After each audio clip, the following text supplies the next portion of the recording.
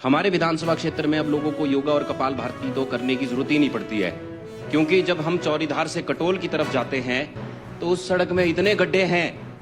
अध्यक्ष महोदय, मंत्री जी 1.5 वर्ष पहले वहां पे आए थे और घोषणा करके गए थे कि वो आने वाले एक साल के अंतर्गत उस सड़क को पक्का करेंगे। तो मेरा आपके माध्यम से मंत्री जी से निवेदन है कि लोगों को गुमराह करना बंद करें और अपने राजधर्म का पालन करें। अध्यक्ष महोदय, आपने मुझे कटौती प्रस्ताव पे पक्ष रखने का मौका दिया, उसके लिए मैं आपका धन्यवाद व्यक्त करता हूं। अध्यक्ष महोदय, सड़कें जो हैं वो मानव जीवन में हुए आंदोलन और विकास को दिखाती हैं, और किस तरह से करसोग विधानसभा की सड़कों ने वहां के लोगों के स्वास्थ्य के जीवन को आत्मनिर्भर बनाया है, उसका मैं कुछ उदाहरण आपके माध्यम से मंत्री जी को कहना चाहता हूं। हमारे विधानसभा क्षेत्र में अब लोगों को योगा और कपालभाति तो करने की जरूरत ही नहीं पड़ती है, क्योंकि जब हम चौरीधार से कटोल की तरफ जाते हैं तो उस सड़क में इतने गड्ढे हैं।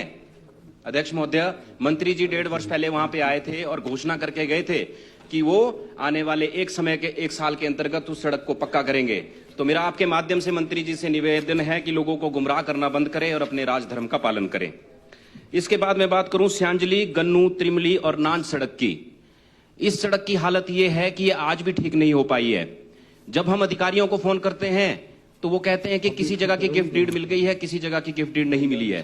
तो ऐसे अधिकारी, मंत्री जी, ऐसे अधिकारी जो हमें झूठी इंफॉर्मेशन देते हैं उनके विरुद्ध भी कड़ी कार्रवाई की जाए। तीसरा मैं बताऊं कि मेरे विधानसभा क्षेत्र में अधिकतर बिल्डिंगों के कार्य तो हो ही नहीं पा रहे हैं व्यवस्था परिवर्तन का नाम लेके। आप तो भली भांति जानते हैं मंत्री जी, आप आते रहते हैं। आप व्यक्तिगत ना लें, आपको इसलिए कह रहे हैं, आप मंत्री या कोई और होता तो उनको कहते, और आप पड़ोसी भी हैं।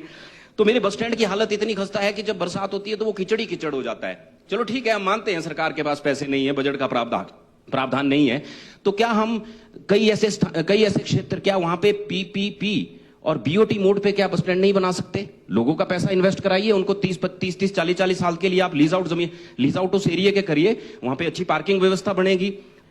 ये मेरा आपसे निवेदन है, ये जो कुछ तथ्य हैं आप इनको अमल में लाएं। और मेरा आपसे निवेदन है कि करसोग विधानसभा क्षेत्र बहुत पिछड़ा क्षेत्र है।